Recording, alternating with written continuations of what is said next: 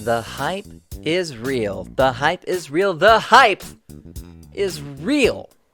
Oh my god, did Square just make up for the last 4 years of no information at this year's E3? What's up everyone, Classy here, and oh my god, is there a lot to unpack from this presentation that Square showed us for the Final Fantasy VII Remake. Kingdom Hearts 3? What are you, Kingdom Hearts 3? Get out of here! You only kept us from getting information about this game. Just kidding, Donald and Goofy. I love you for life. After viewing this footage at least 1,000 times while at work, I've had a chance to be able to go back and pick out some things that might have easily been missed during this information dump, as everyone, myself included, was just so overwhelmed by what Square showed us that I compiled them into a short list. Now for this video, I'm not going to go into things that I noticed about combat, because while I was writing the script, I realized that there was just so much to dissect. I want to make a separate video that goes into really deep detail into all the small things that Square didn't cover for the combat. So hit that like and subscribe button, click that bell as we dive into the nuances that was shown at Square-Enix's press conference for Final Fantasy VII Remake. Number 1. Now, I know that this really wasn't something that was missable, but let's talk about how the game is going to be 2 full Blu-ray discs worth of content.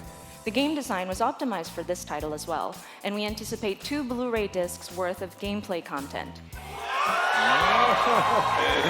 That's right, the only other PS4 game that ever had 2 Blu-ray discs was Red Dead Redemption 2 that was released in November of 2018. And that game ended up being over 100 gigabytes as it still required a day one patch that added more information. Now, one Blu-ray disc holds about 50 gigabytes, so the fact that they're planning on this being 2 discs worth of info, I can only imagine that this is going to be on the scale of Red Dead 2 in terms of its size and its scope. Which kind of leads in to number 2. This first game is only going to be in Midgar.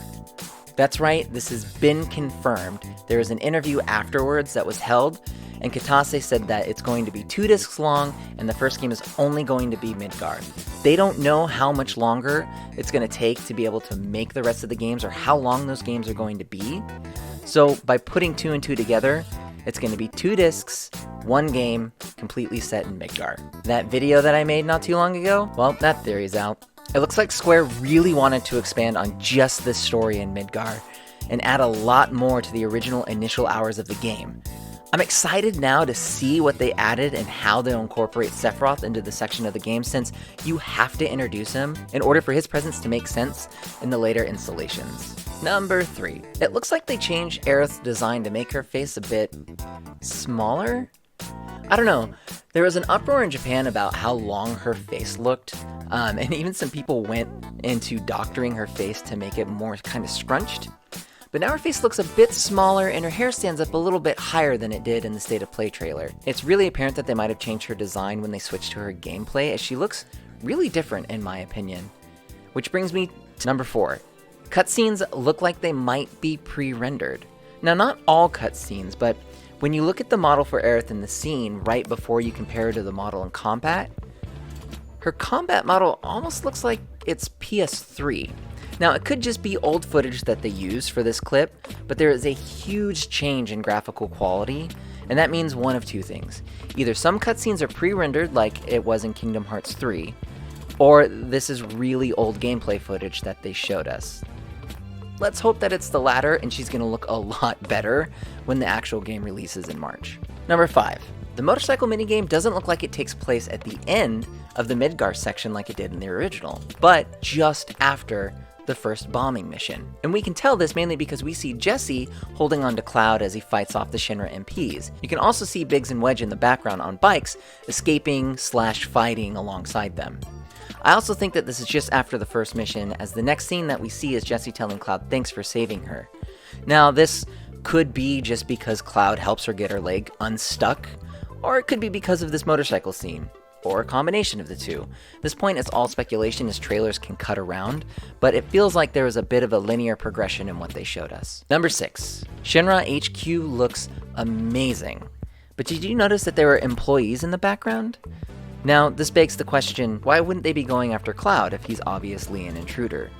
Now, in the old games, at least for me, I didn't really think about it much, and I don't think that it really needed to be addressed. But They might have taken that into consideration now, but because Cloud is wearing a soldier uniform, no one thinks anything about a soldier running around the Shinra Tower. Who knows, they still might not question his presence at all or even acknowledge it. I think it would be really cool to see someone bring it up and then realize he's dressed as a soldier and let him right on through. Number 7.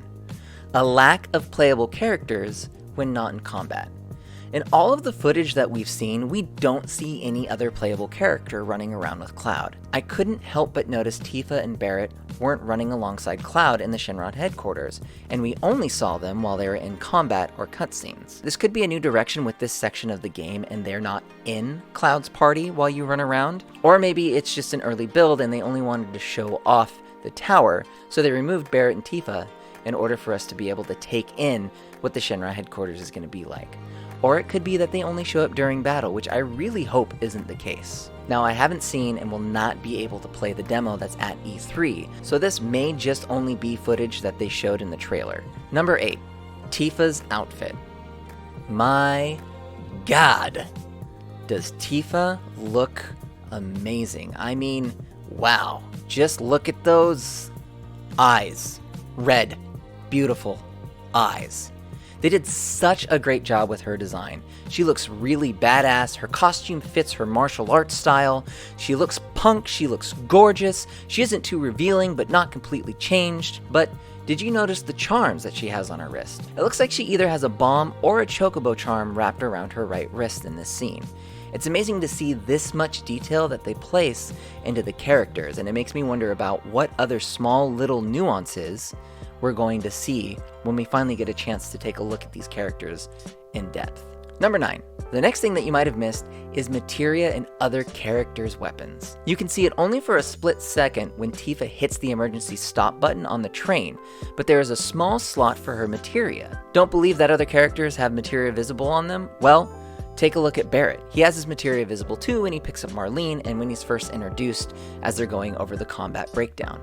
I'm really excited to see all the different materia shown in the different weapons and equipment as you progress through the game. This is something that's going to be really amazing and adds an extra layer of design to the weapon design, as once we equip more materia, we're going to start to see them show up. It just makes you think, what's going to happen when we have a weapon that has 8 materia slots available? Are we going to see all materia, or are we just going to see a few? Either way, I am excited. Number 10. We get to see a different weapon. We get to see Cloud's Hardedged Sword. This confirms that we're going to see other weapons in this first game much earlier on, since the Hard Edge can only be stolen from a Shinra soldier right before you escape Midgar, and is completely missable in the original game until you reach Junon where you can buy it. So it'll be really cool to see all the different weapons that are going to show up well before we could obtain them in the original game. Number 11. Last thing I want to talk about is Sephiroth. Now, I'm upset that they have to show him this early on. Now, it's very clear that this is all in Cloud's head, and it might be an indication that the flames we saw in the State of Play trailer are also in Cloud's head. Mainly because in this trailer, Cloud goes to attack Sephiroth, and right before he hits him, Sephiroth disappears, as well as all of the flames. It's very clear that this is something that's connected to Nibelheim, as you can also hear the screams that are happening in the background, more likely than when Sephiroth killed everybody in Nibelheim. Additionally, Sephiroth says some very interesting lines to Cloud, asking him for a favor, to run away, that he has to leave, that he has to live. Not only that, he doesn't say this in an antagonistic way. He says this more in a protective way, in a caring way, not to torment him. So, let's put on our little mini theory hats. Alright, what if these were Zack's last words to Cloud right before he died? And since Zack is now a part of the live stream, where Sephiroth is also a part of, and Jenova is also a part of, this is Sephiroth using these words to anger Cloud, since Sephiroth tells him to hold on to that anger, and he's using Zack's final words to Cloud to mess with him even more.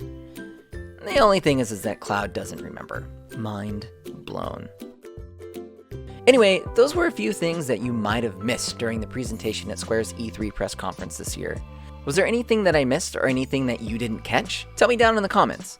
I hope you saw something new, and if you liked this video, go ahead and give it a like and consider subscribing. I'll be following Final Fantasy VII very closely, as we are bound to get way more information in the months leading to its release. Also, be on the lookout for that combat breakdown video. I am going to be doing this, and it is going to be awesome. So thank you so much for watching, and as always, keep it classy. I thought it was never gonna happen! They kept her skirt! Her boobs look nice too.